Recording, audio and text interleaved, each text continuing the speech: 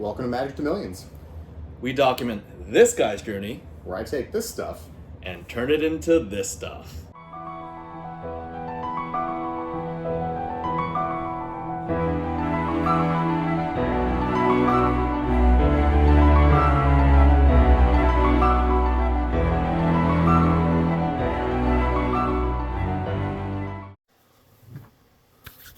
Alright guys, so, like I said, I was going to start doing more of... Oh my word, did I really just lose my scissors in 10 seconds? This is skills. Here we go. This is going to be the first opening of the channel here officially for some Flesh and Blood boxes. And we are going to crack one or two of these. We'll see how we do on time. I'm going to try and cut it off around like 10 to 15 minutes-ish. But this is a whole case, nice and fresh. Here's two boxes. We'll move those. I'm very gentle with these, as you can tell by the loud noises.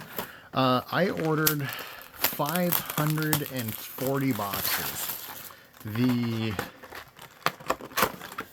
I was in the hole over 30 grand for these, right? I pre-sold a good chunk, some to actually some subscribers on the channel here. I sold a good chunk to a buddy locally. A friend of mine, ooh, cold foil. Look at that shininess, so shiny. I sold a good chunk to a buddy locally. Let's see, I had some got sold to a friend of mine in Texas. It's been a very, very popular set. The current price to master set this, mostly because of the Marvels, is into the $3,000+ range. If you get a non-max fancy version, I think you can play set the entire game right now for, or the entire, not the entire game, good lord, the entire set for like 60, 120. I think you'll be out like a little less than like 300 bucks. And that's like a play set, by the way, like 3x of every single common, majestic. This is like $8 or $9 right now, I think. Put that right there. There's our foil pile and all of our goodies. And it's interesting to watch this set, right? Because everyone was just dumping on the Flesh and Blood market. Oh, it's terrible, blah blah blah. They're sealed as all under map. Everything's on fire. Collectors have left. Judge promos suck. It erodes the market. Okay. I got asked so many questions by a few of the other private whales that I know. Why the hell are you ordering so much? Dude, what do you know? Do you have insider info? And I'm like, no, I don't, guys. I just genuinely believe that LSS is going to pivot and it's going to catch everyone off guard. And I don't know when they're going to do it, but, I just believe it's coming. And I think Heavy Hitters is going to be a very strong set. Any set that is Warrior and Guardian focused is bound to be good. Warrior is incredibly popular. That was the original, like, the Dory Bay is the original simp hero for everyone, is that. So, there's a lot of potential when I found out what the classes were, and I was like, okay, I know there's Guardian, I know there's going to be Warrior. I also know that Brute has gotten, like, crap for love since, like, Monarch. And even then, in, like, Monarch, Shadow Brute with Levy and stuff was kind of not good. She was missing a lot of cards to be, like, really, really viable and, like, punch her way into the meta a lot more than she did. And that's why no one ever really played her. And it makes sense. And now you have cards, and maybe we'll pull one. Shift the Tide's a really good card for Warrior. It's a good to push damage and get the extra go agains and stuff. The agility token creation is nice. But yeah, Cast Bones is a crazy majestic. There's also some rumors I'm hearing of Rock, like the hero weapon Rock being like viable. If you can consistently use Rock, that is a gnarly card to donk people with, because the damage, I believe, if I remember correctly, it's like costs 3 or something, but you can't have any cards in your hand, and and they can't block it, which is crazy, because if you do that 5 times, I think it's lethal. So a buddy of mine had some weird deck list. I haven't checked it out yet, but he he alleges that he is able to get rock to work like 70% of the time, which should be really crazy. I have a feeling it has something to do with the might token generation, not the might token, but the vigor token generation, because that technically counts as a resource. And you can probably pop Tunic, maybe. I could see like Tunic being Blade Flurry. This is one of the really good cards for Warrior now. It's like $20. So that's a really good card for pumping damage, because your target weapon attack gets +2, and then the next weapon attack also gets 2. So basically it's like a 0 for 4. So it helps you push a lot of damage. And it's an attack reaction, which means you can push it through for your effect combos and just kind of wreck people a little bit with it, which is nice. So there's just so many good cards in this set, and the foiling is great. I'm hoping we're gonna keep ripping these until I hit one of the hero marbles on the channel too. I told some people I'd be degeneratively ripping heavy hitters and doing video recordings and stuff. Ooh, okay. This is over $80 now. I have sold probably like 15 of these. I started selling them at like 70, and then I went up to like 72, and I've only been selling them 1 or 2 at a time, right? And they're all the way up to like 80 something dollars now. Like, that's crazy.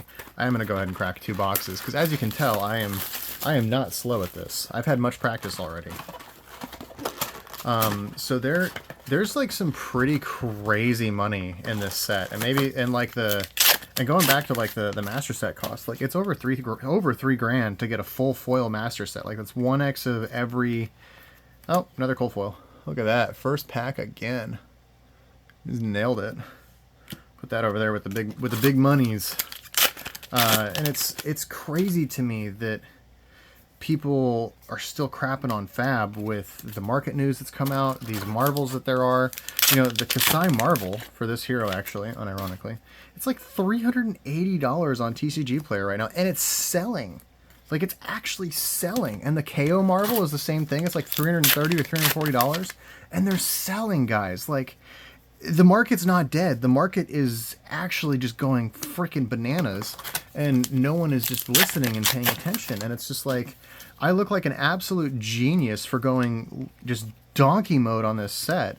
And you know, I've been going donkey mode for a while. I picked up hundreds of bright lights. I picked up hundreds of Everfest. I did so many like Tales of Aria. I did tons and tons of Monarch. You know, a lot of these sets that I'm like technically underwater on with some of the prices I paid for them, but like just through raw dollar cost averaging and just constantly buying and selling more, like I'm not in the hole technically on any of it. And but I mean, as long as I don't sell it, I can use it as a write-off, or you know, various other sundry mechanics to make a little more scratch and get those taxes down to 0, guys. But yeah, the Marvels are so gorgeous. I really hope we pull one out of this box now that I'm talking about them, but they're so gorgeous. Like, I think I have some behind me still, maybe. I don't know. And yeah, and it's just people just slept on it, and it was just. You know, I look like a genius now because I bought so much of this stuff, and I'm making just hand over fist money because the singles are moving like crazy. I went through, oh Lord, I've sold, I think I'm over $6,000 now in like a week, just selling non-foil singles and the rainbow foil legendaries, and then a couple, I think I've sold 1 cold foil legendary equipment, and that's it. I have private sold 1 hero. It was the Kasai. I did sell a KO as well for $300. I was the sale for that on TCG Player. And this is actually going up in price too. It's another Brute card that's pretty strong.